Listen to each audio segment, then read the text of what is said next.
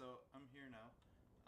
Welcome to How We Ended Up This Way with me, all by myself, doing the show. It's cool though. So I'm gonna talk about stuff tonight that relates to self-sabotage. Um, I'm really good at it, turns out. So I've got that going for me. Um, and we're gonna talk about that. We're gonna do the thing where I talk about vaguely personal stuff and then you guys are like, oh, cool, I get that. And you may relate to it. Maybe you don't. I don't know. So let's, yeah.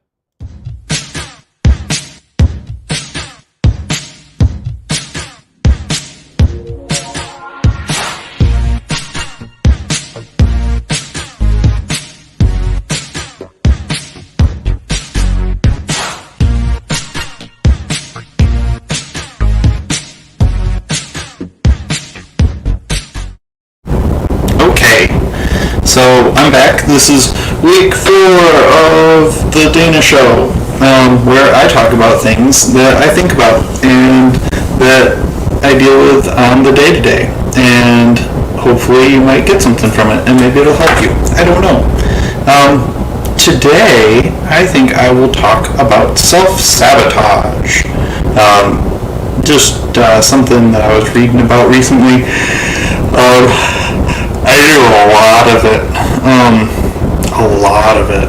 And most of it's based on fear. And I think what I'm afraid of most is I'm afraid of hurting people. I'm afraid of disappointing people. I'm afraid of being alone sometimes.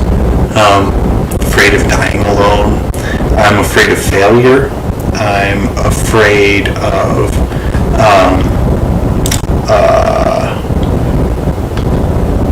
let's see, what else am I afraid of?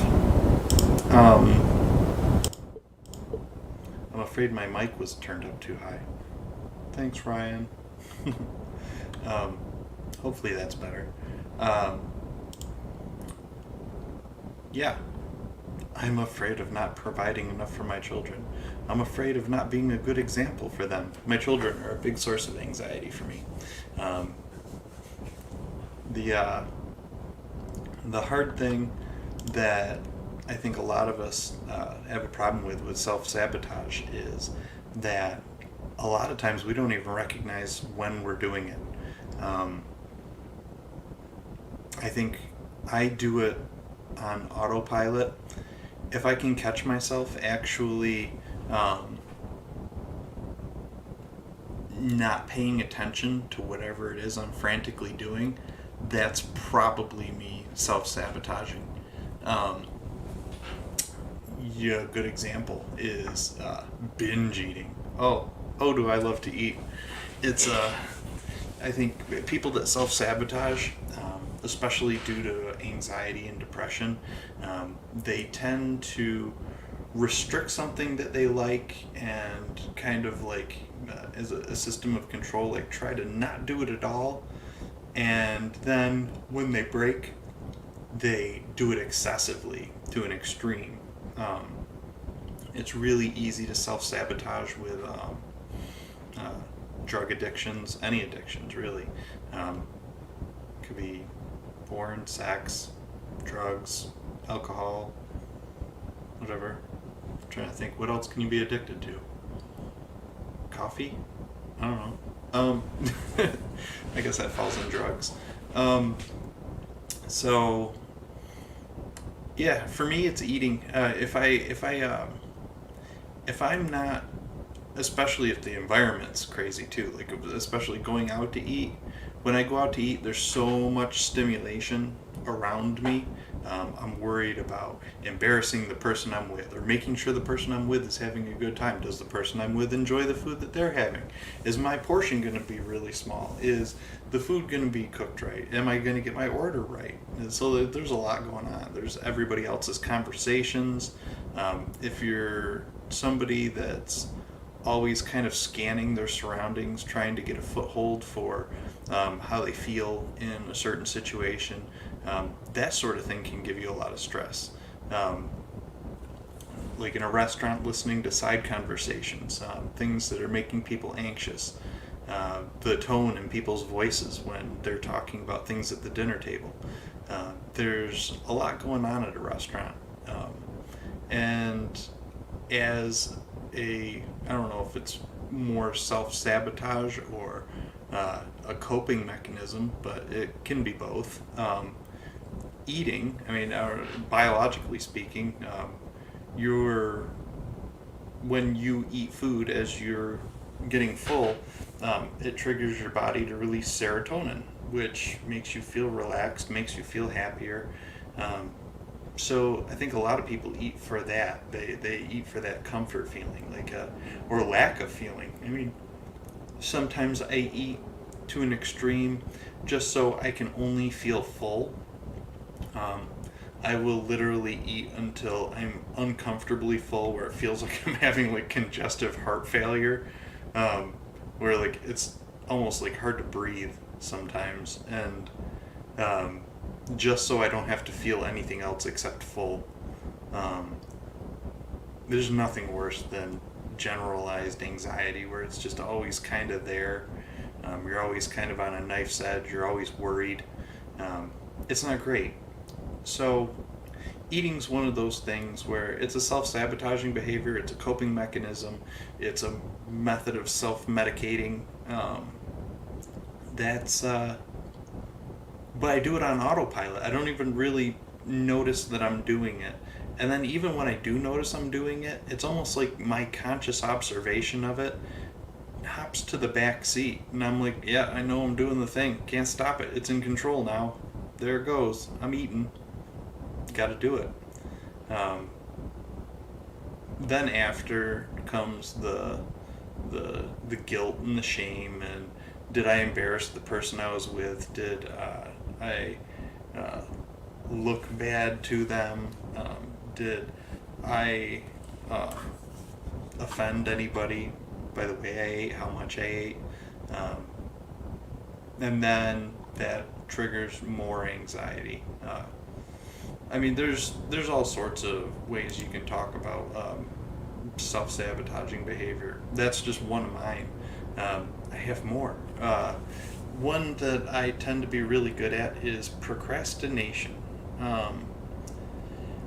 Procrastination, I think, in a lot of cases, is the fear of not maybe failing at the task, or not doing a good enough job, letting somebody down with the job that you're doing, maybe not doing it fast enough. You can do so many things to procrastinate.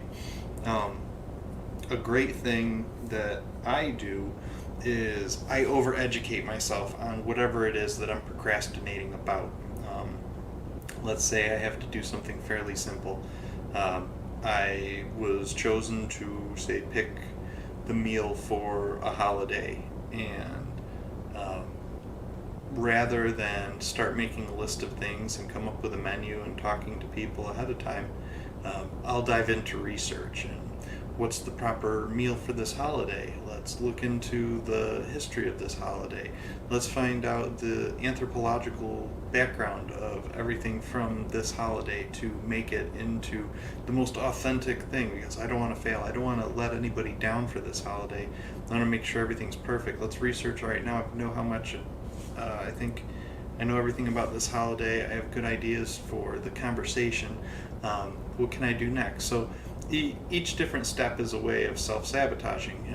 In procrastination, it puts off the act of actually doing the task or the particular job that you have on deck, because you're afraid of that task.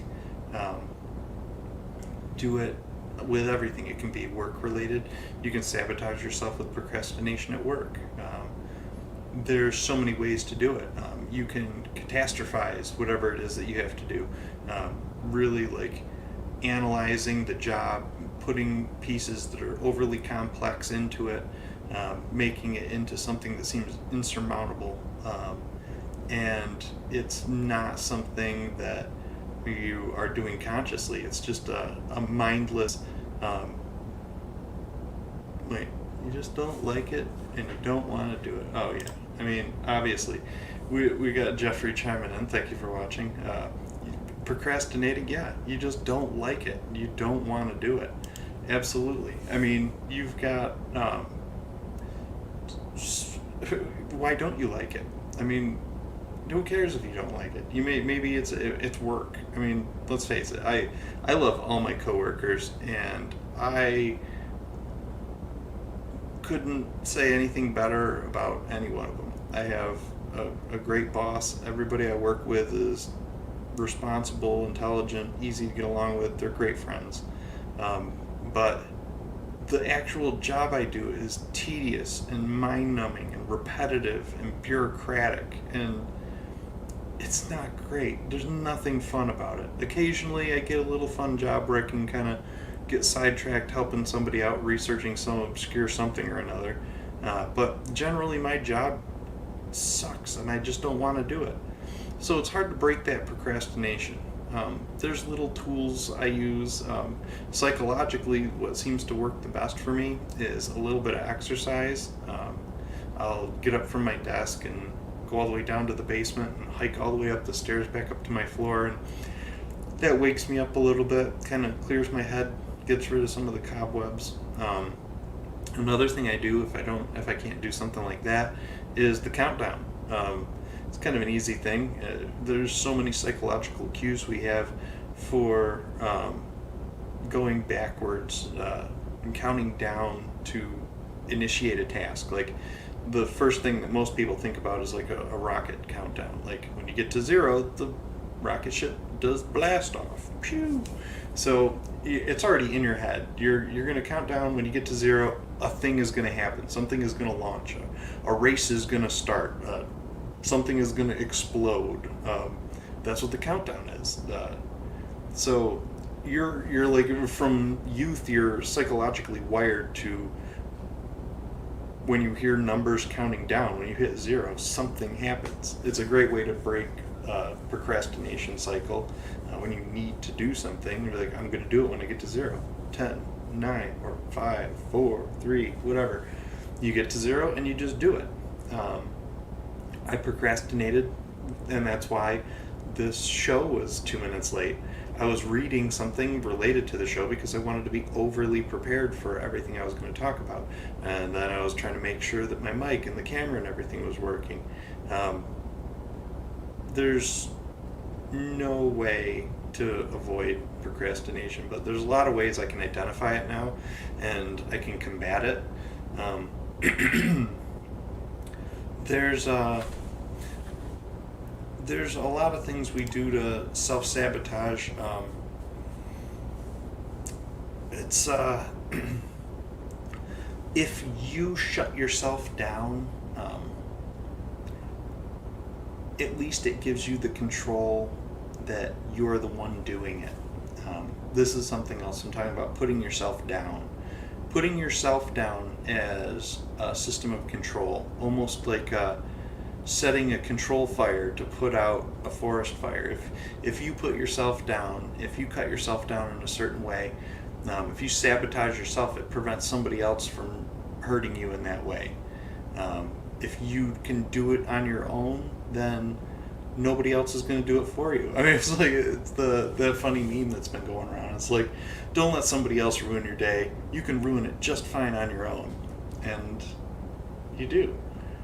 And putting yourself down is a great way to ruin your own day or sabotage yourself. Say there's an opening at work for a promotion and you're qualified, but you put yourself down. Oh, I don't have enough experience. I haven't been here long enough. And that's a great way to self-sabotage. You just put yourself down. I'm not qualified. I don't know enough about that. I'm not responsible enough. I don't have the right kind of attitude to do that kind of job. I wouldn't be able to handle that level of responsibility. I already have a hard time with stress. I can't handle that much more stress in my life. It's terrible. I couldn't do that. I mean, I could really use the money, but I would just screw it up, and then I get fired, and then I wouldn't have a job at all, and then what would I do? I'd be even worse off. I should just be happy where I am. Um, yeah, extreme modesty, it hinders you. It holds you back. I mean, you can take that to an extreme and go the opposite direction and really be obnoxious and cause a lot of people problems. But the opposite's true if you hold yourself back. I mean, you're causing yourself problems. You might be great for something and you just won't let yourself do it. Um, there's um, there's so many ways that self-sabotage like just kind of creeps into your day-to-day. Um, Overthinking and over planning. Um, there's let me try to think what else. Oh, you can do it in relationships. Um, that's that's fantastic.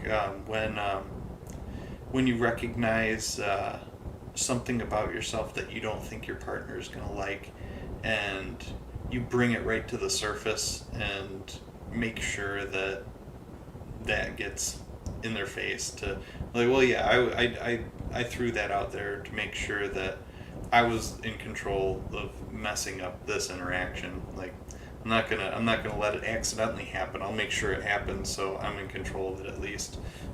It's gonna get messed up. It's gonna be me. I'm gonna do it, and at least I know it's coming, and I'm ready to apologize for it, and it doesn't catch me off guard. It's a little less stressful than having it be a surprise.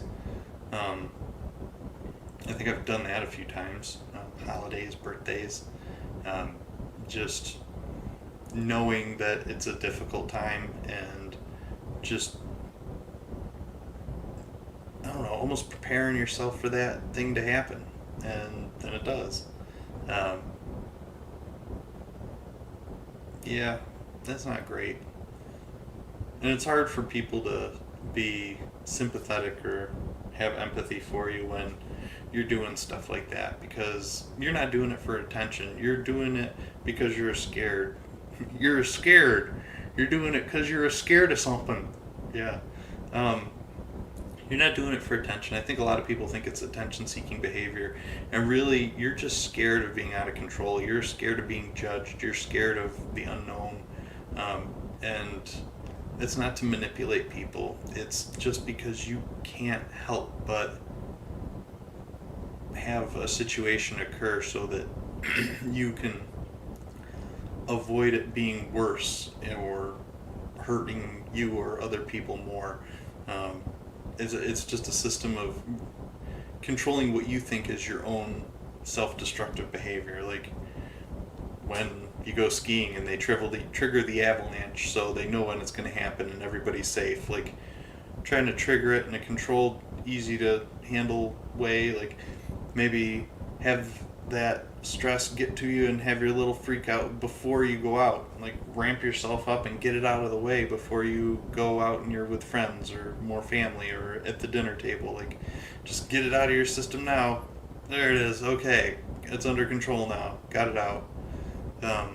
But that isn't great. I mean, the whole. I mean, it's helpful in some respects. I mean, it gets things kind of handled in a more responsible way, I guess. But it's not. It's treating a symptom. It's taking NyQuil instead of eating healthy and getting rest and drinking lots of water. It's more of a Band-Aid. It makes you feel a little better, but it doesn't help. I think really the hard thing is once you've identified a lot of these self-sabotaging behaviors, being able to kind of catalog them, being able to organize them in your head. I tried journaling for a while. I tried writing these things down. I tried making lists so I could help identify my own self-destructive behavior. When I would feel certain ways, when anxious feelings would rise up, and then what I would do as a result of those anxious feelings, how I'd feel after those anxious feelings came up and had subsided. A lot of it was, it spiraled. Once that anxious feeling comes up, that anxiety mechanism. It gets you thinking about it. You can go through and think about something negative, or even that situation that you just had happen, and it can create another one and another one and another one. And I heard something funny today that, well, not funny, haha, more like funny, sad. But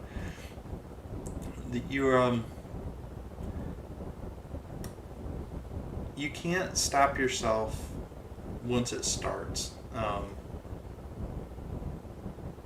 Geez, I forgot what the thing was that I was going to talk about. Wow, yeah, see, anxiety. I get nervous. I get nervous when I talk on here. I had something really relevant and kind of funny to say, and I forgot what it was. Okay. Yeah, anyway, identifying the situations, having a support structure. A lot of people around you, when you talk about having anxiety, it can be hard. The people that are around you the most, I think, just get tired of it. They just get sick of dealing with it. And rather than being compassionate anymore, they just don't have patience for it.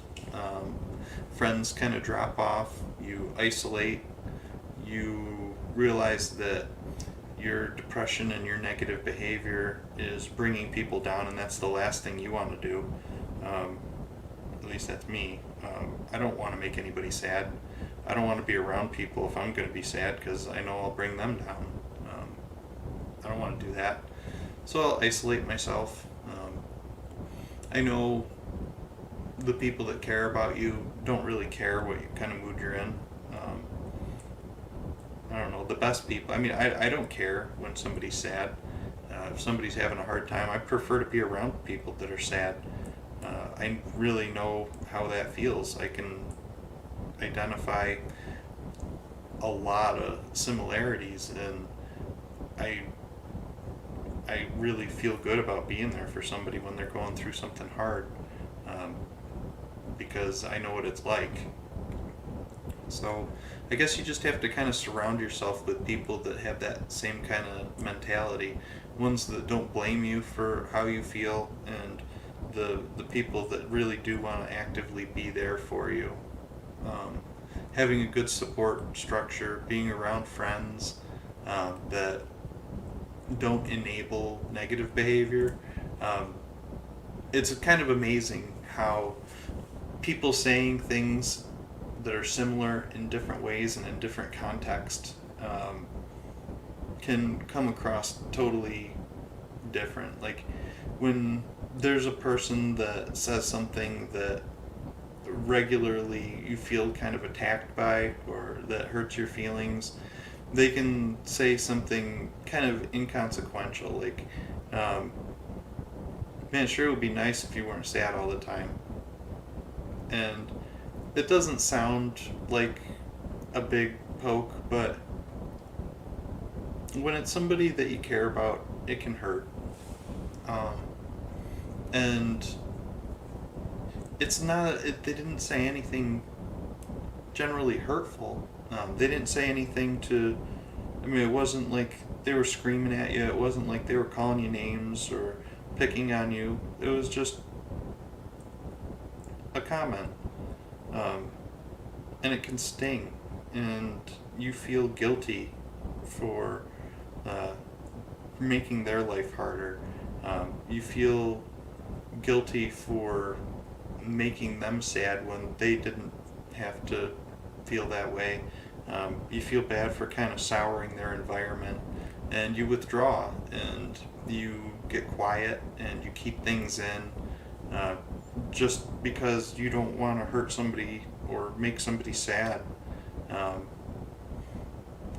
But a lot of it's even worse when, like, when you talk to, like, you get somebody that wants to help you, that wants to be there for you, but they just don't get it. And you can tell when you're talking to them that they just don't understand your perspective, and you just feel alone. There's a certain kind of loneliness where you almost feel alien. you feel almost disconnected from humanity. And it almost feels like you wish that somebody from your home planet would come back and scoop you up and be like, oh yeah, sorry we left you on this planet with all these apes. They're weird, aren't they? I'm sorry, we'll bring you home now where people understand you. Like, I fantasize about stuff like that. It's probably not healthy. I don't know. But then you can have, it kind of went on longer than I wanted to there, but then you can have the opposite. You can have a really good supportive friend that you really connect with, and you have a common understanding, and you get together, and they can say something like, you're being an asshole. Like, stop saying shit like that and knock it off and fucking go out there and do the thing that you know you need to do, because this is not helping you and you're being a dumbass. They said a lot of hurtful stuff. They were swearing at you and they were like calling you out, but like, where did it come from? Like, it came from a place where like you have a common understanding. You have this like bond, and they're not wrong. They're not trying to make you feel bad. They're saying that what you're doing is bullshit. Knock it off. Like, that's it. Yeah, that's the pill that you need sometimes. And I can hear that from the right person, and I can immediately say, oh, yeah, and kind of laugh at myself. Yeah, you're right. I'm being a dumbass. I should probably just not do this right now. And sometimes that'll shake me out of an anxiety attack. Just somebody like calling you out on your stupid behavior. Like, hey, you're doing that thing. Go stop doing that thing. Okay, thanks. I needed that. I needed to hear that. There's a few different personality types that I think I have a really hard time with. People that seem like they can justify or like they're entitled to whatever it is that they want. Like, they're a good person and they're entitled to have whatever they want. That can feel yucky to me. Somebody that feels like they can just, I deserve everything. I deserve it. I deserve it. I'm a good person. I deserve it.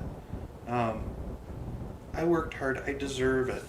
Oops, I dropped my little thing. Side note, I just pick up random things on my desk and I fiddle with them just because I need to keep my hands busy to keep myself on track while I'm talking. That really bothers me. That triggers some of my anxiety. I'll do some of my self-destructive behavior in front of that type of person, because it doesn't feel right to me, because I'm kind of the opposite. I always feel like I don't deserve things. It's more that self-sabotaging behavior. It even falls into like self-deprecation and not doing simple self-care things. But seeing somebody like effortlessly do things for themselves, even if it's perfectly reasonable, almost feels like hedonistic or like selfish. That's probably not healthy. I have to catch myself in those kind of traps, because getting a massage every once in a while is a self-care item, you know? Going and hanging out with friends every once in a while is a self-care item. Those are things that you have to do to take care of yourself. Like, you can't get mad at somebody for going to see their ring of support, their people, you know. You can't get mad at somebody for needing a massage and going and taking care of themselves, but I do. It even gets to the point where I get angry at people at like the grocery store. Like, if I see that Karen looking lady, that like 120-pound like LuLaRoe pant wearing, like bleach blonde 45-year-old little springy thing jumping out of a $70,000 Chevy Tahoe or Cadillac Escalade all by herself to buy a few bags of groceries. I mean, I look at that, it's like, That's a house worth of resources. Like, you can buy a house for $75,000. I mean, you just drove 2 cars worth of gas to the grocery store by yourself to pick up some prosciutto and some yogurt. I mean, what are you doing? I see those people, and it's easy for me to bridge the gap between somebody who's that oblivious to their consumption and their hedonism. It hurts me to watch those people. I even have a hard time like with luxury brands of things. Like when I see somebody driving like a Lexus or an Acura or a Cadillac or an Infiniti, like I see these cars and people driving them, I'm like, wow, you just gotta have the nice stuff, don't you? There's not a more useful resource that you could use that money on that would help more people out or make more people feel good. You just gotta spend it all on yourself, huh? It's interesting. It's that voice inside my head, and it's the same thing I turn on myself. Um, Self-sabotage. Um, the things I want are pretty humble, and I think that's because I sabotage myself. I don't want a big giant house. I don't want a sports car. I actually have more than I want. I don't want the amount of space that I have. I don't want the amount of things that I have. I'm constantly like weeding things back. Anytime I need something, like a tools for a project or something, I almost have to like look around and be like, oh, I need to clean something out and throw something away so I can justify having this because I don't need much. Self-sabotage. What else do I do to self-sabotage? Let's see. Conjuring failure so I don't fail as a surprise. Procrastination. Let's look at the list here. I have a little website up of list of things. Yeah, sorry I yawed so much. I haven't slept a lot.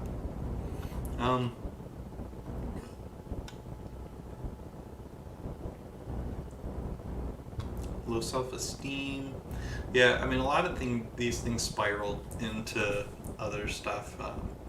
Examining whether your behaviors align with your long-term goals. That's one of the best ways for you to identify your self-sabotaging behavior. Looking at what you're doing in the moment and say, wow, is what I'm doing right now really helping me achieve the important things on my list? No, don't do it. You can do it with anything. I do it all the time. Like, I don't like clutter. I don't like mess. So I almost forgot one. Perfectionism. That's a way of self-sabotaging. Yeah. So that's another one that I do. Say I've got a project that I need to do, and I'm working on it, and rather than finishing it to a perfectly acceptable level of finish, I will sit there and I will pull it apart, and I will patiently and painstakingly do something so it is absolutely perfect. And even if it is totally perfect, in my head it's not. Like when somebody looks at whatever the job is and they say, wow, that looks amazing, how did you do that so perfect? And in my head, I didn't do it perfect, and I have to point out their mistake. I have to say, no, it's not perfect. I messed this thing up over here, and this isn't quite right, and you can't see it, but underneath here, I made a mistake, and I had to try to take it apart and fix it and get it back together and hide that, and then, so even though it's pretty perfect, I still don't see it that way. And it's self-sabotage. I'm like, oh, well, I'm probably not good enough at that. I shouldn't do that anymore. All done. And I won't do it again. Or I'll put it off next time because the last time I did it, it wasn't quite right. or I'll spend twice as much time on it trying to make it functional. Well, that doesn't help. Yeah. So identifying, like, is this getting me towards my goal?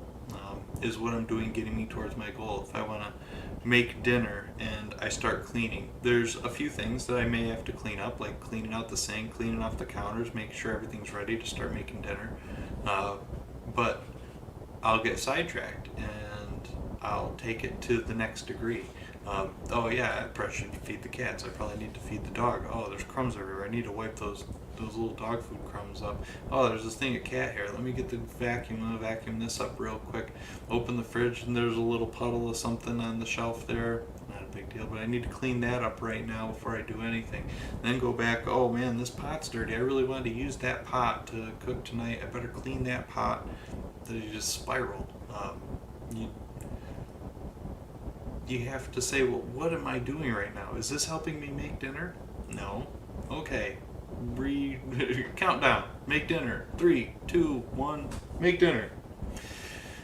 It's like constantly having an argument with myself. You have to put on a mask sometimes. I know that's commonly used for people with autism, but sometimes I think high functioning anxiety shares a lot of common sensory coping mechanisms with autism. I mean, I'm not a clinical psychologist, so I'm obviously not qualified to say that that's a fact or I believe that in any way, but it sure seems that way. Sometimes when I really feel like I can't handle something, but I don't have the ability to use any of my self-sabotaging behavior, like procrastination, it really needs to get done right then, or somebody's counting on me and it has to get done, you put on a mask, you put on a tough persona, you wear the traits that you know will get you through that, and you just do it. And that is hard because it takes everything that you are feeling and it shoves it right to the side. You don't have time to process it. You don't have time to work through it. It's just gone for now. And it'll sneak back up on you later. You can get done with whatever it is that you need to get done. And you need to recharge. I need to recharge regularly from even just seeing friends that I really like. People even like my kids. I love my kids, but I need to get away from them sometimes and just recharge. I need to be by myself. Anybody, like just being around people is exhausting. I'm always worried that I'm messing something up. I'm always worried that there's something going to go wrong, and I just need to be alone, but I'm never alone. Like, just feels like there's always people around, and I just feel like I can never have enough time alone to catch up and to recharge and to get my head back to a place where I can put that mask on and go be the funny guy, be the clever guy, be the helpful guy, be the whatever. And being myself sucks. I mean, I know it's self-sabotaging behavior to self-deprecate and say that you suck, but I do. I mean, my personality, like, when I wear that entertaining mask and when I wear that articulate mask and that clever mask and that competent guy mask, and it's exhausting. And when it comes down to who I really am at the base of all that, when I'm all alone, I'm just exhausted. And I want to be quiet. Like, I want to lay on the couch and I want to forget about everything and watch TV. I want to get that stress out of my head, and I just don't have enough time to be able to do it. How do you make time? How do you do the things? Like, I think a lot of people are traumatized just from the world that we live in. They just don't have what they need available to them to live a healthy life, a mentally healthy life. Like, I grew up neglected and alone a lot. Um, Two things that help me feel better are, well, the healthy thing would be um, comforting and caring and compassion, like somebody who's there for you that just says, hey, it's going to be okay. Like, I can't think of a better feeling than having a comforting person there and just letting me put my head on their lap, and they just like rest their hand on my head and just every once in a while just say like, you're all right, everything's okay, you're a good person, you did a good job, you can relax, just let it out. Like, that just sounds amazing. Like, to just have like turn on The Office and just have somebody there, like a maternal feeling of like somebody like just being compassionate to you. That just sounds like the perfect recharge, like the nicest thing. I could do that for hours, and I don't think I would ever get enough of it. But we can't always have that. We can't have that mom there that we needed when we were a kid to give us that. Um, so we have to try to do it ourselves. And being neglected a lot and being left alone with your feelings and feeling misunderstood, you learn to kind of comfort yourself. You need time by yourself to really think about your emotions and really go to that hard place with yourself and work through all the negative and then come back around to the positive and talk to yourself in a compassionate way. Being able to do a few things to distract yourself, the things that you enjoy, the things that make you happy, and let yourself recharge. And so you isolate yourself a lot. I think that's where I get a lot of my introverted behavior. You pull yourself away for so many reasons. You pull yourself away because you don't want to make life hard on people to deal with your negative stuff.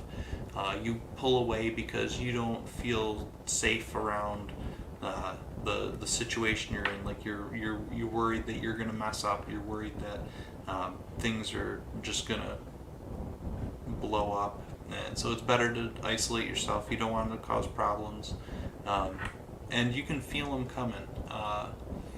You need time away just to not have to worry, and that's the hard thing. It's hard to always worry about how other people feel. Like, even when you sit there and you tell yourself like, those aren't my feelings, I don't need to worry about that. Like, that's their problem, and there's nothing I can do to help, and I don't need to, and I need to take care of myself. I can't do that. I can say it, I can repeat it over and over again in my head. It doesn't make it function, it doesn't make it work. So at this point, I'm just telling myself things. I don't know how to actually make that function yet, but I'm constantly trying to improve. So maybe I'll figure it out. Maybe I'll figure out the trick to actually like believing that I'm alright. Actually believing that I'm decent and a person worthy of being happy. I don't know. But I mean, civilization, like the world that we live in, we're constantly bombarded with stressors. And when you were hurt and when a lot of bad things happened to you and you were left all by yourself to figure it out on your own, that's what you need. And the more you were hurt and the more sadness you experienced early on, the more time alone you spent, and the more mechanisms you have in place. There's a lot of things that you have in place that are going to make you feel bad, and that are going to make you feel anxious, and that are going to make you feel depressed. Like, there's so many things that trigger those feelings, and when nobody was there for you, you spent a lot of time alone, like working through those feelings on your own and surviving. Now you're out there, you're alone, You always kind of hoped you wouldn't be, but you are. And you need time. You need what you had. When you were a kid and people left you alone and you didn't have to work and you didn't have to take care of anybody else, and you were little, like the bad thing would happen to you and then you were alone and you could work it out. Well, now bad things happen to you constantly and you can't be alone and you can't work it out. Um, a lot of people don't understand. I think people with PTSD, when they have these triggers, they just need to be alone. They don't want to be alone. I mean, they want somebody to comfort them, to tell them it's going to be okay, and to hold them and to understand. But they can't have it. People with traumatic experiences, like, they are targets. People that have been hurt in certain ways subconsciously find ways to keep using those coping mechanisms um, to comfort themselves. Self-sabotage. You have this tool, like look at these coping mechanisms as tools. It's a tool in your tool belt, and for years that tool was the best thing that you had to help you complete this job of getting through this pain or this trauma. Even though you're older now and you have more tools available to you, this is the strongest one. Even though it's not the appropriate one for the job, it's the one that you default to. And you don't, well, I don't say you don't, you have a hard time identifying that that's unhealthy. But it's a way of comforting yourself. You're diving into your own comfort. This thing that you're doing comforts you. This coping mechanism comforts you. So you find ways to use that coping mechanism. You subconsciously put yourself in situations where you're going to need that coping mechanism. Those situations find you. Like, think about it, if you're a person that felt weak as a child, and you were constantly pushed to your limits, and you were getting hurt a lot, and as you got older, you lifted weights and you did the hard jobs and you made yourself really, really muscular so that you can do that stuff.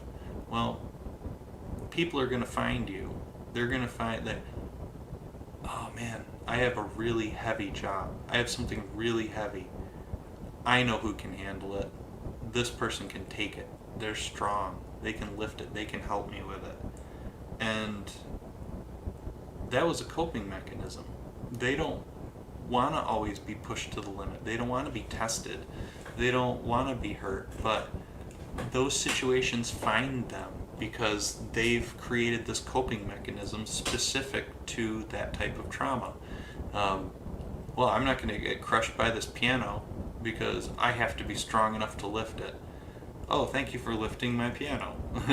There's your coping mechanisms, if you don't identify them and if you don't get a handle on them and you try to work through them and find healthier ways to deal with your stress and your anxiety and your depression, you're going to keep seeking out you're not going to keep, maybe you will keep seeking it out. Maybe you seek out things to test against your coping mechanisms. But I think other people target your coping mechanisms. They look at your strengths and your weaknesses and they take advantage of them.